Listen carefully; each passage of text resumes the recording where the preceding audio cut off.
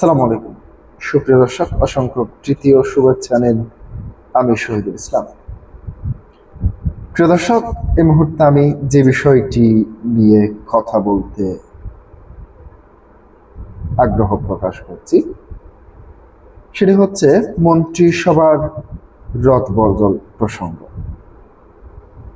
BNP সরকার ক্ষমতায় এসেছে প্রায় 6 মাসের কাছাকাছি হচ্ছে।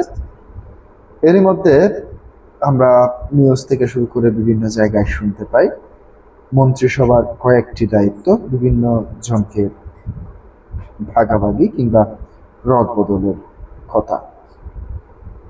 দর্শক, এবার সেই রদবদল প্রসঙ্গটি নিয়ে খোদ প্রধানমন্ত্রীর উপদেষ্টা কথা বলেছেন।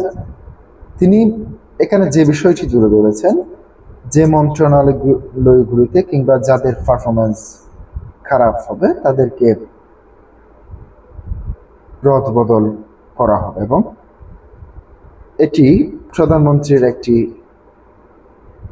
সাংবিধানিক ক্ষমতা। প্রিয় দর্শক, সেই প্রসঙ্গ সম্পর্কে বিভিন্ন এরই মধ্যে আলোচনা শুরু হয়েছে। হঠাৎ করে কেন এখনো 5 মাস ক্ষমতা বেরোতে না পড়তে 6 মাসের মাথায় কেন বিভিন্ন মন্ত্রণালয়ের দায়িত্ব ভাগাভাগি করতে হচ্ছে? কারণ এখানে মন্ত্রী এবং প্রতিমন্ত্রী যারা রয়েছেন তাদের মধ্যে যাদের পারফরমেন্স কিংবা যাদের দায়িত্বে ত্রুটি দেখা দিচ্ছে, মূলত সেই সমস্ত জায়গাগুলি প্রধানমন্ত্রী তারেক রহমান নতুন কাউকে দিয়ে পূরণ করার চেষ্টা করছেন। দর্শক, সম্প্রতি প্রধানমন্ত্রীর উপদেষ্টা জাহিদুর রহমান কি বলতে চেয়েছেন সেটি আপনাদের সামনে একটু তুলে ধরছি। প্রধানমন্ত্রী তারেক রহমান প্রয়োজন মনে করলে মন্ত্রিসভার সদস্যদের দপ্তর পুনর্গঠন কিংবা নতুন কাউকে দায়িত্ব দিতে পারেন বলে জানিয়েছেন প্রধানমন্ত্রীর তথ্য ও সম্প্রচার উপদেষ্টা জাহিদুর রহমান। তবে এমন সিদ্ধান্ত সরকারের 180 দিন পূর্তির পরে হবে কিনা সে বিষয়ে এখনো কোনো চূড়ান্ত সিদ্ধান্ত হয়নি বলে জানিয়েছেন তিনি। মঙ্গলবার 21 জুলাই আয়োজিত নিয়মিত সংবাদ সম্মেলনে তিনি সাংবাদিকদের উদ্দেশ্যে এইসব কথা বলেন। প্রিয় দর্শক, তার পাশাপাশি অন্যান্য বিভিন্ন বিষয় নিয়েও তিনি কথা বলেছেন। তার মধ্যে দেশের আইন শৃঙ্খলা পরিস্থিতি এবং বিভিন্ন আলোচনা, প্রধানমন্ত্রীর সম্পর্কে তার সম্পর্ক কেমন, তাদের মধ্যে কোন বিষয়গুলি নিয়ে আলোচনা হয় সে বিষয়গুলিও তিনি এখানে তুলে এনেছেন এবং তার তুলে আনার মধ্যে কোন বিষয়টি তিনি বেশি প্রাধান্য দিয়েছেন সেটি নিয়ে আপনাদের সামনে খোলাখুলি আলোচনা করব। প্রিয় দর্শক, আপনারা জানেন বিএনপি সরকার ক্ষমতা গ্রহণের পর থেকেই যে কয়েকটি মন্ত্রণালয়ের দায়িত্ব কিংবা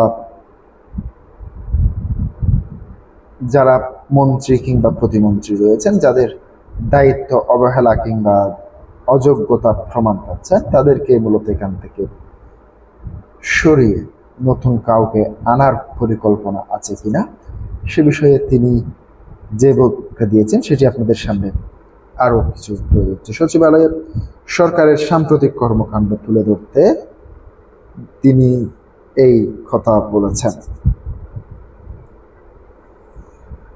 জাহিদুর রহমান বলেন, প্রধানমন্ত্রী একটি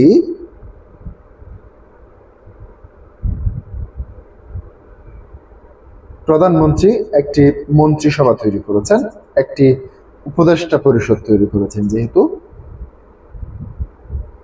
যেটুকু ওনার প্রধানমন্ত্রীর সঙ্গে কথা প্রসঙ্গে আমি বুঝেছি, ওনার প্রধানমন্ত্রী যদি কখনো মনে হয় কেউ ভালো পারফরমেন্স করতে পারছে না, তার জায়গায় দপ্তর পুনর্বন্টন অথবা নতুন কাউকে দেওয়া এগুলো যদি প্রয়োজন হয় সেটি তিনি করবেন। তিনি বলেন, প্রধানমন্ত্রীর কাছে সবচেয়ে গুরুত্বপূর্ণ বিষয় হচ্ছে জনগণের কল্যাণ। প্রধানমন্ত্রী হিসেবে তার কোনো চয়েস বা সিদ্ধান্ত আরো বেটার করার সুযোগ যদি থাকে তিনি সেটি করবেন। তার সঙ্গে ব্যক্তিগতভাবে কথা বলে এটা মনে হয়েছে।